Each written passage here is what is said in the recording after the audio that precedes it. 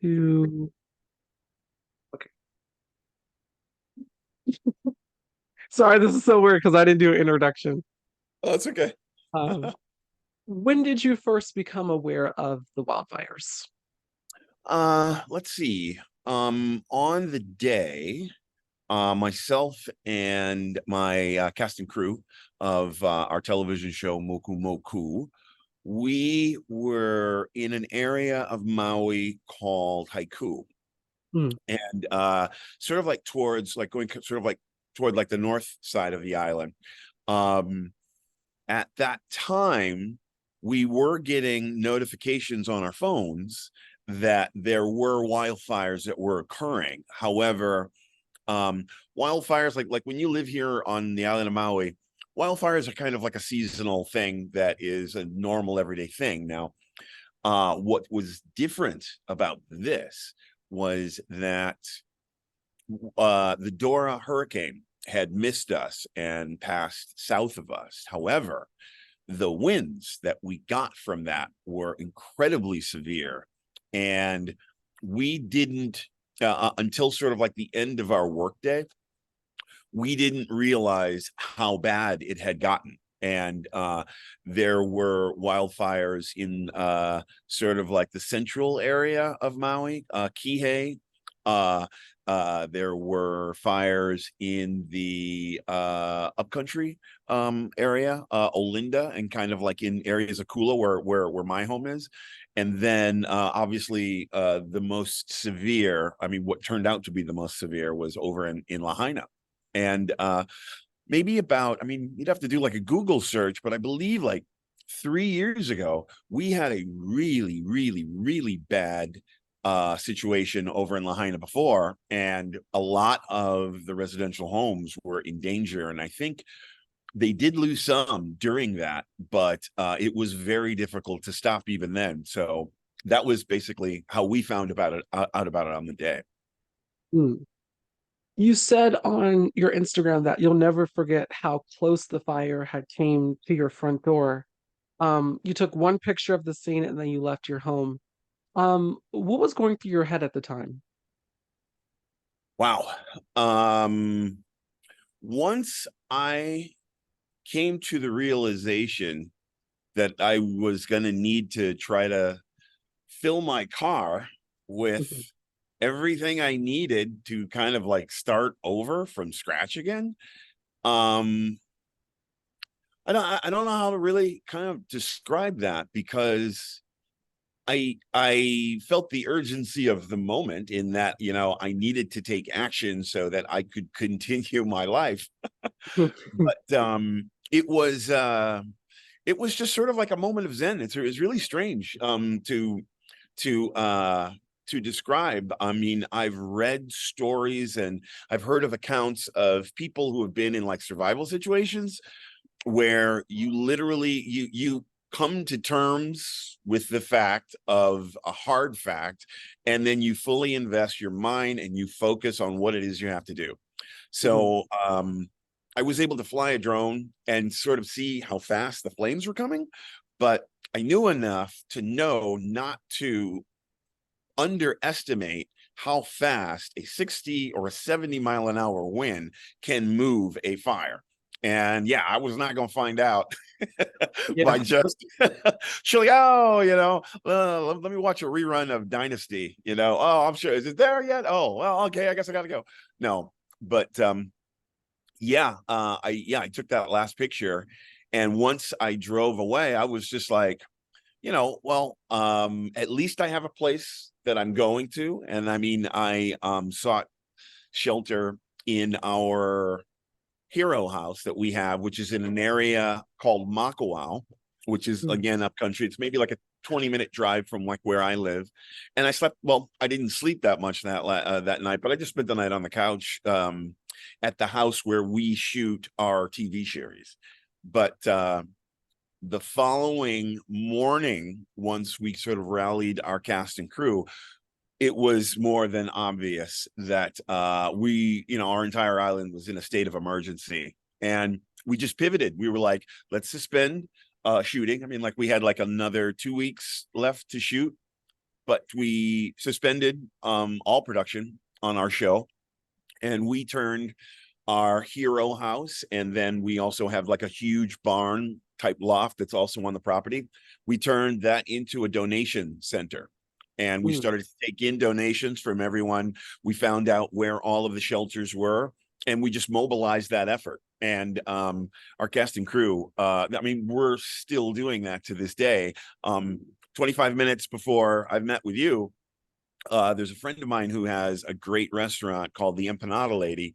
And what she's doing is she's cooking free meals for first responders and all of the firefighters. But Mm. there's no one coming into the restaurant because, you know, everybody is displaced. There are people who are still looking for loved ones. There are a small amount of tourists that are still here, but it's not enough to keep her business open. So what I'm doing is I go out, I buy the food that she makes. I also buy sort of like all the materials and things that she needs to make all of that stuff transportable to get all the way over to the west side. It's about an hour and a half, maybe like 2 hour drive to get over there, where there are just people who are still working nonstop to recover loved ones, to sort of like make sure that hot areas of the fire that have been put out don't flame up again. So that's, yeah, that's pretty much kind of like what's been going on like the last week and a half. Mm. As you said, there definitely is this community effort with everyone sort of like coming together and making efforts to make sure that everyone is okay, because you actually were working on and filming and producing season one of uh, this TV show, which focuses on three close friends living in upcountry Maui and has comedy and daily life intertwined. And from what I'm hearing, this appears to have been sort of like a team decision to like stop production so everyone could come together. Um, I wanted to ask you, how did you all arrive at that decision? And like, what is the community outreach like right now? Yeah, well, in answer to your first question, I mean, three of our cast and crew members who live in Lahaina lost everything. Hmm. On that day, they were trying desperately to get back to the west side once we finished work, but the roads were closed because the fire was still actively just completely vaporizing all of Front Street, Lahaina. Um, so we knew immediately, like, you know, when these guys were sleeping like in their car all night and there was just no hope for that road to open up, we knew we couldn't just stand by and just do nothing. So the idea of the show, as you say, it's about three friends, you know, who care very dearly about each other. And um we've been shooting this for an entire year, and the community support and the outreach to our, you know, of our efforts have just been mind-blowing. And it's been statewide. So it's been like a fantastic thing. The only, if you put it into a word, that word is aloha. Now, what does that mean? Well, I mean, everyone, yeah, oh, hello and goodbye, and you know, it's there's a very there is, if you've lived here for about 3 years and you go back and forth between here and the mainland, there's a very generic kind of understanding of what the culture is like here. I mean, there's a stereotypical idea of, you know, we all live on the beach, everybody has a Mai Tai, women run around wearing coconut bras and lace skirts. You know, it's this kind of stereotype that's based on a very colonialistic sort of mindset of wealthy white foreigners who come here and, you know, they do what they want and then they leave. Hmm. There's usually no introspection, or there's no investigation or curiosity of what the indigenous people's lives are like here. So we wanted to make a comedy that made comment on that. Um, what you and I'll explain it this way. So the roads were closed, there was no driving in and out. And let me be specific about this. To when you live on an island, to get to the west side where Lahaina is or was, there's only one highway that goes that way. So there's one lane that goes that way, and there's one lane that comes out. If that's shut down, there is no way to get there. So what did we as a community do? Well, people have boats, people have jet skis. Everyone started to mobilize that effort. You start to call up Timmy. Hey, Tim, hey, man, we're trying to get some water over to the other side. We don't know where we're going to sort of dock up, but come by, let's get you filled up with some gas. Let's give you a reserve, and we're going to meet some guys at Costco, and then we're going to meet you at the dock, and then we're going to load you up and off you go. And people here, it's a fishing community. Obviously you have a lot of surfers, you have a lot of professional watermen who live here, so they know how to circumnavigate those waters and know how to conduct themselves during emergencies. So and then besides that, it's a community that just cares about each other. Aloha is a real thing. The best way I would describe how people conduct themselves here, they believe in a true connection. So if you're on the mainland, you're on a bus, you ask, hey man, how you doing? Okay, fine. And then it's very surface. Here, hey bro, how you doing? What you do? Where you stay? How's it? People have a way in which they connect, and they speak to you, not at you. Mm. Wow, that is a very, very powerful, definitely like a different approach than what you often see portrayed, as you said, from the colonialistic perspective. There, well, on that point, I would just say, are there any stories or anything that you have seen um, from this recently, terrifying disaster that has, deeply impacted you? I heard of any story. There's one story that I am really, really looking forward to hearing about, and I'll tell you. And um, our daily operation sort of stem from a central location in Makawao, where we bring in donations. We figure out sort of like who needs what. Sometimes people who've lost everything, they'll come, and different folks from the west side who are now displaced, who are sort of like, in our area, will come in, and we'll talk, and we'll ask people what things were like over there, because there's no power, there's no water, they're completely cut off. But there is a story that is going around that I really want to hear more about. And this guy's name is Chemo, oddly enough, which is the name of our lead character in our TV show, Moku Moku. I've heard this said 5 or 6 different times in different locations around. And the story is this: they were stuck. He and I think 4 or 5 of his other friends were stuck over on the west side during like the height of the fire that broke out. He and his friends found like an earth mover or something to that effect. They hotwired it.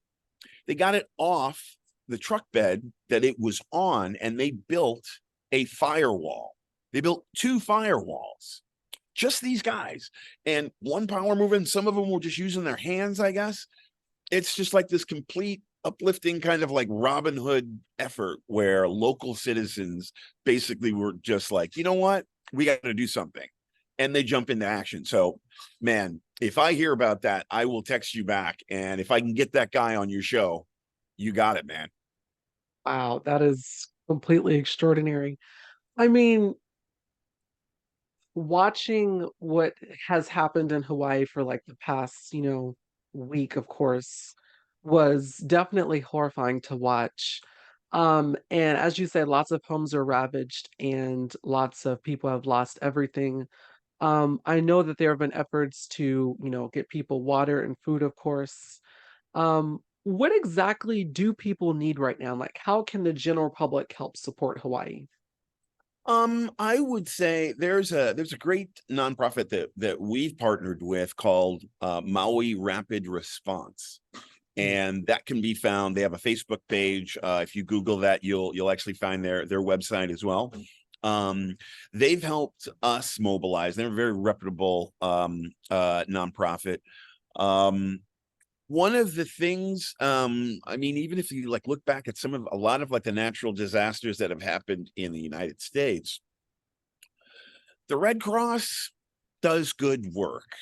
Yet, if a person has lost everything, they don't necessarily want to be red taped to death. Mm. One of the things that we've done and that the local community have done is that we have been able to take immediate action, as opposed to the Red Cross. You fill out all these forms, you go through sort of like all these moves for 4 or 5 hours, and then maybe 3 weeks or to 4 weeks later, you see a result from that. Yeah. And again, and I understand that it's necessary, but moving forward, what happened here is definitely going to happen elsewhere. Look at the floods that are going on right now. Right. There has to be a way in which the process of taking in the information of who people are who need help and getting that help to happen needs to be quickened somehow. And yeah, Maui Rapid Response is doing that. One of the other things that Maui has done is there's an Instagram account called, I believe, Lahaina Venmo. And on it, you will find all of the Venmo accounts of those families and those people who have been displaced, and people can donate straight to them. And that money takes instant action. And that's basically what I've been doing. I mean, I'll tell you this very quickly. Have you ever seen that movie? It's a Wonderful Life? I don't believe it. It may sound familiar. I'm not sure if I've seen it before. So it's a shame on you. It is a classic Christmas movie. Oh my God, you're like the second person. I'm aging myself. You're young, so you know. But basically, the story is this: there's this guy, George Bailey, who you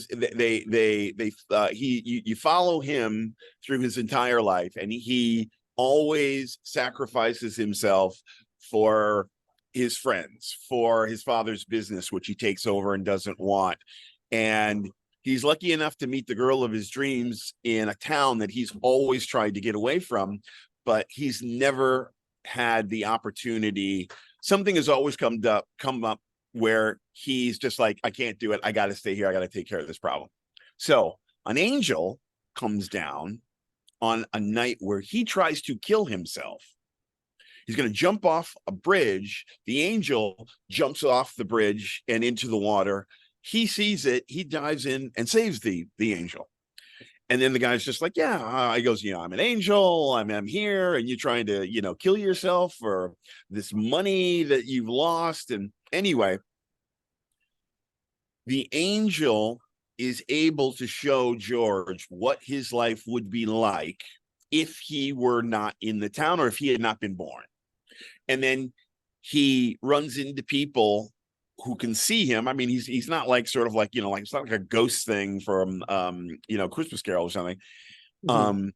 He confronts people who he's known his whole life, and they're looking at him like, who are you? And and he sees how everyone changes.